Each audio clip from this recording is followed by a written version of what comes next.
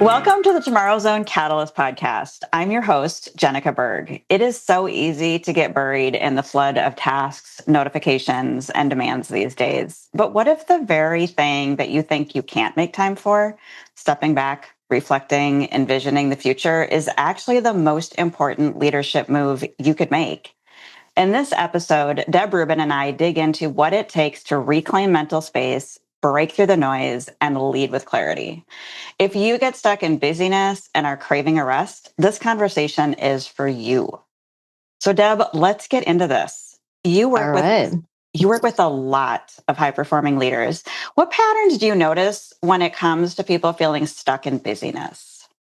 There are many, but I think one of the biggest ones that comes to mind is thinking that we have to always be in go mode and not giving yourself permission to pause and reconsider everything that's going on. I've been there many, many, many times. I find myself there quite often. And, I've had to really work on this myself. I think that a lot of times we get trapped in reacting to today's fires.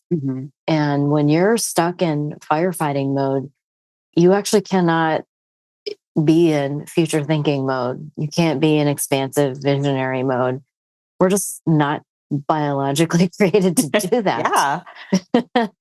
And so we have to find ways to slow down and extract ourselves from busyness so that we can shift into vision and effectiveness.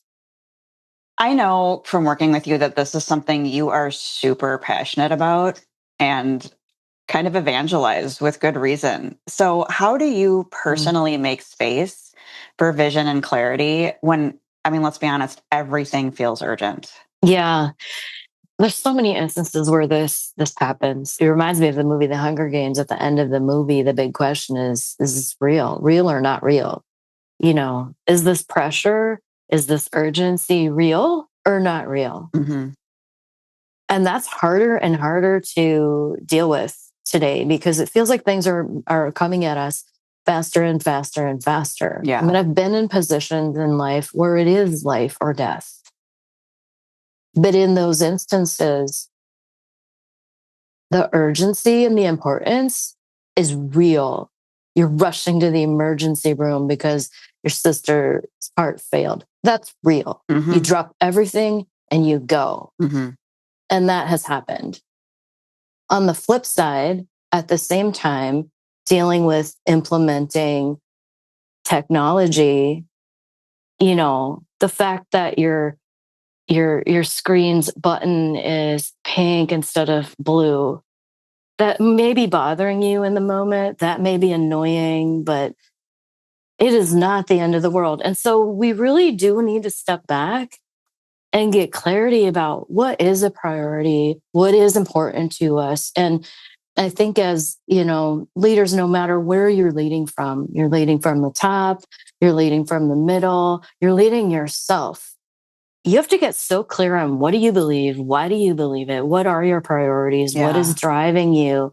Because if you don't know what your guardrails are and what your filters are for decision-making and prioritizing, then as the flood of demands comes at you, you are not going to be able to navigate.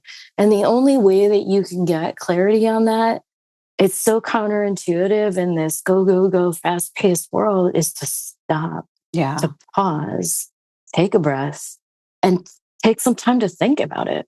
I think one of the challenges we have today is everything presents itself as urgent. If you've got notifications turned on for every app, for every communication stream in your life, on all of the various devices that are part of your life, you're just adding to the noise. Yeah. Not everything is urgent. I think about my mom is interesting. So growing up, it was different because we didn't have pings and dings and things and, dozens of devices trying to get our attention all the time. There was the telephone and it had a cord and it was attached to the wall and it was in a specific place. And when it rang, you would go and answer it. And it presents itself as urgent, but not every single call is urgent. And I still see my mom running to go like pick up the phone. It's different now though, because it's just with her all the time because it's mobile. We actually got her to cut the cord. But you know, I watch her and I'm like, you know, the conditions have changed, the tech has changed, but the mindset hasn't. Yeah. And so it's something that I've chosen to like constantly work on. Is this urgent or not? And so even like simple things, I don't have my ringer on my phone. And you know, unless I'm expecting a call and I know exactly who's calling, I'm not likely to pick that thing up. You know, like a lot of folks today. Yeah. I you know, refuse to have sounds happening if I get a text. You know, and so there's just some simple things that you can do to kind of make space. But the key is to actually do it. Yeah. You know, get away somewhere quiet, the notebook, sticky notes, whatever is your jam. And, you know, get stuff out of your head so that you can figure out like, what is it that I am thinking? What's important to me? What really is urgent versus masquerading as urgent? And, you know, those kinds of things can kind of just help you to, you know, get your head together so that you can deal with everything that's going on. Yeah. And I know one of the just practical things that you will do is block time on your calendar or try and, you know, and sometimes it's an hour, sometimes it's a half a day, Yeah. but making that visual that this is a time that I'm setting aside to focus, even if sometimes things have to shift, at least it maintains its visual priority that this is important to me and it's something I need to make time for. And I think that's really powerful because it's a decision that you make ahead of time so that you're in the moment. Now you have the space to do that. Yeah, I want to actually double click on that because I think that's really important. I run into professionals continually who don't give themselves permission to actually take the time to think. And so when you're in a role like we are in professional services, or if you're in a collaborative role in your company or you're leading a team, you're often having to go from meeting to meeting, work sessions, workshops, you know, there's all sorts of things that we're doing. But, you know, out of those, there are often things that you're taking on that require you to actually make space to think. And if you need to come up with a strategy, you need to come up with a brilliant idea, you need to come up with a new product or program or approach, you're not going to be able to get expansive and thinking about that in the 20 minutes that you have between meetings. Yeah. You know, you have to actually dedicate time for it and give yourself the space to actually make the mental shift into that topic. I think we underestimate just how much energy it takes to shift context. Yeah. Continually throughout the day. And so even more than just blocking out, you know, little blocks of time to be thinking about this whenever I'm taking on a project. And Jenica's really good at keeping me on track with this.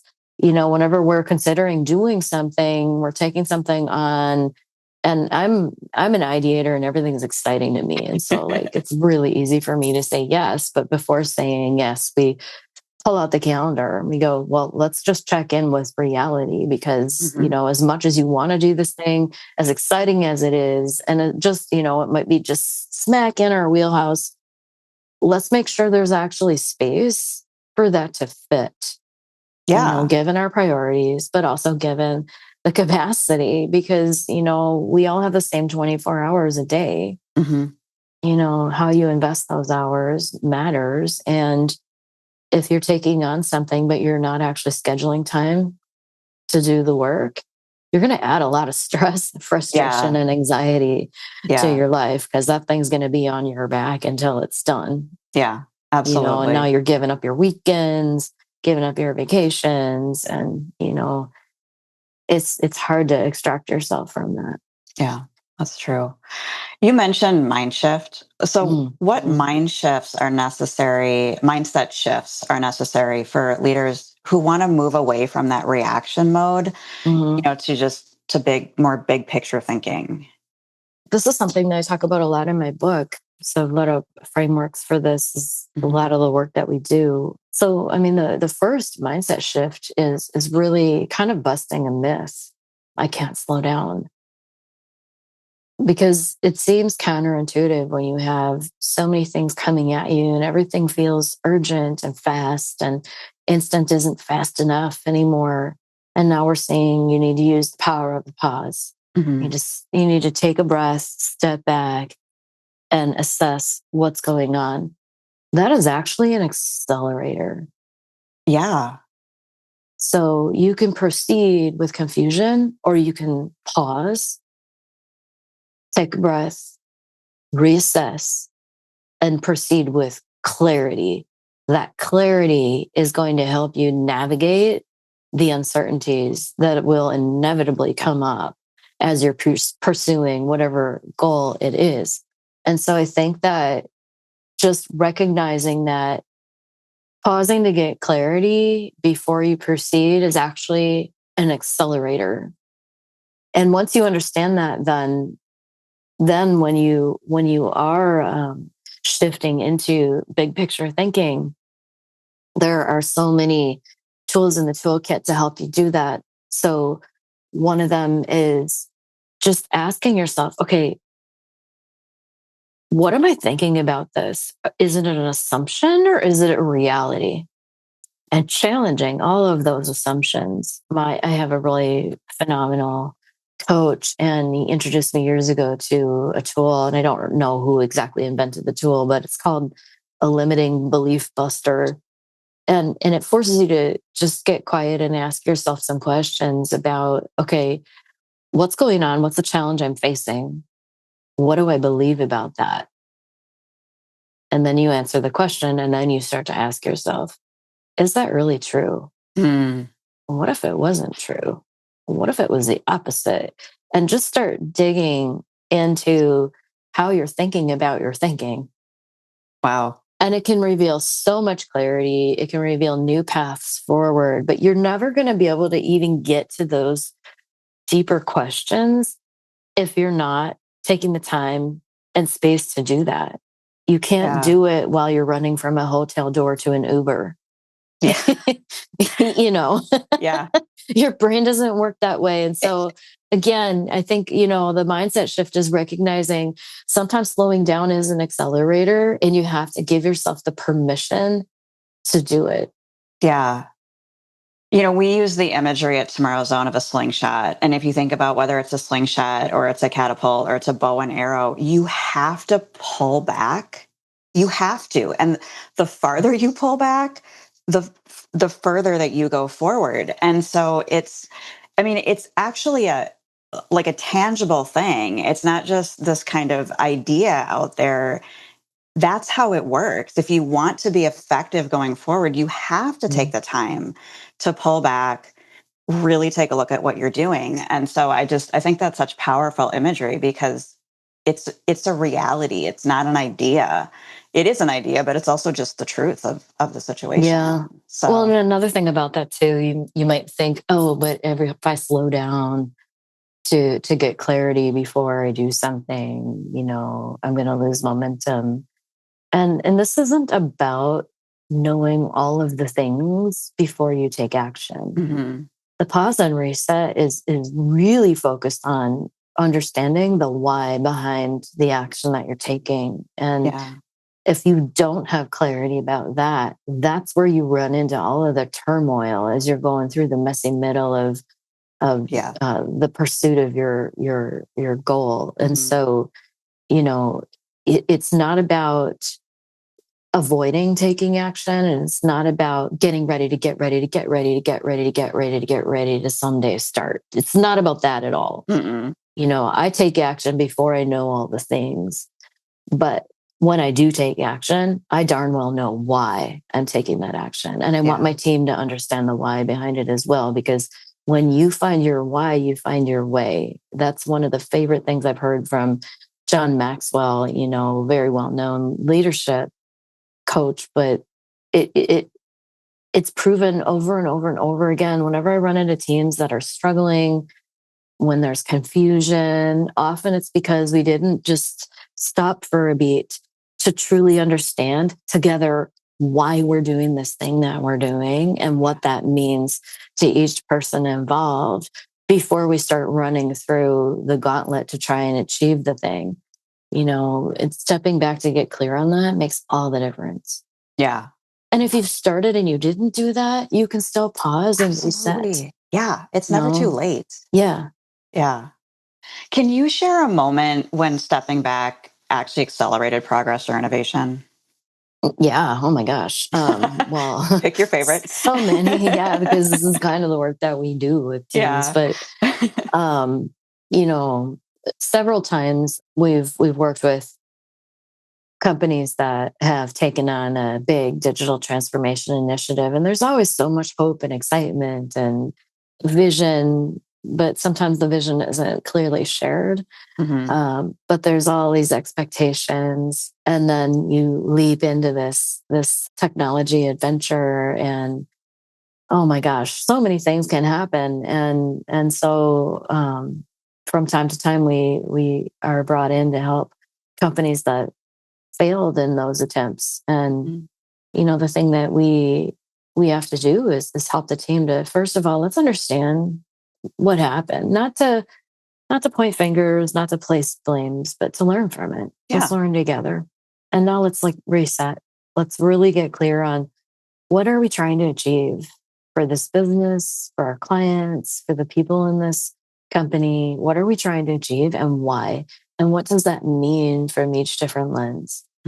And once we can get a reset like that and we get clarity together, we have shared understanding of what we want to do together and why, then we can come up with our guiding principles that are going to help us every time we face uncertainty. We're clear on our priorities.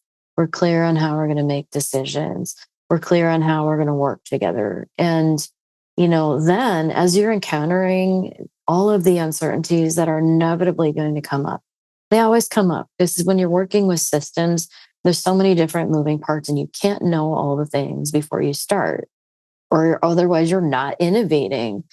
So, every time we've done that with a company, we've been able to dramatically transform the results and they succeed. But, personally, I've had to do it myself in 2020 when all of the shutdowns happened. Like many consulting businesses, my calendar just cleared in an instant, and so I found myself in a situation where I had to completely reimagine. And I actually took 3 days and, I couldn't go anywhere to get a loan. So I just went out on my balcony of our apartment and I just got quiet and started asking these questions. What am I thinking? What am I assuming? What do I have to work with? What do people need now? What do I need now? What's really important to me? And it was surprising. You have to be willing to be surprised when you honestly start thinking about these things. I started to realize, there are some things that I was doing because I thought that those were things that I should be and doing and that I should enjoy doing that I actually don't if I get real with myself. And starting to, really get clear on those things helped me to completely reshape and redesign the business. I love what I'm doing now. I can't wait to get out of bed in the morning. But that's by design. Yeah. And, and I would not have been able to get started on that. And I didn't know what today would look like. I didn't know what we would look like in October of 2025 back in August of 2020. You can't. No. But still, those same guiding principles are guiding me today. Getting that clarity on what I want to build and why made all the difference. Yeah. And so I think that there's so many examples. Just stepping back accelerates your progress. So even right now, so I'm working on a book and so excited. Check it out. This is the manuscript. I love it. We're just down to the final edits, getting a professional edit to make me sound better. But anyway, it was a lot of work and it was overwhelming. And there were many times in the process where I had to stop and step back and go, okay, Why am I doing this? What is the goal? What are all the things that are going on and all the pieces, and making it visual, getting it out of my head so it wasn't bugging me all the time. Yeah. And then seeing it visually, I could see, okay, this is what I have left to do. Here's where I'm going, and here's where I am on the way to where I'm going. When I can see that, then I'm able to take the next steps because they become clear. And so, I'm doing this all the time. It's not just big projects. This is like a practice. Yeah. A regular practice for me. And to me, when I start to feel overwhelmed, I actually recognize that that's a symptom to me that I need to stop and get clear and then, get going again. So I don't know if that helps, but yeah. So you mentioned overwhelmed. For someone who's feeling overwhelmed right now, what is one small but powerful step that they could take today to start reclaiming their mental space? And this can be really hard to do, especially if you don't feel like you have control over your own calendar. I'm the boss of me. Because I own my company, but also whether you own your company or not, you're the boss of you. Exactly. You're the boss of how you show up. You're the boss of how you respond.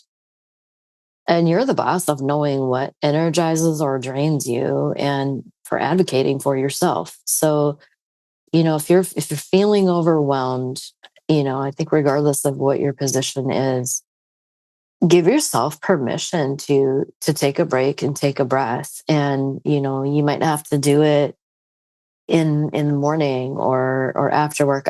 So one thing I've learned about myself is that I have more brain power in the morning. My brain is fresh in the morning. And so I try to do these types of things early in the day rather than late in the day after I've had to make 10,000 decisions and, my brain has been on fire for hours, then I want to think about, and what about my future?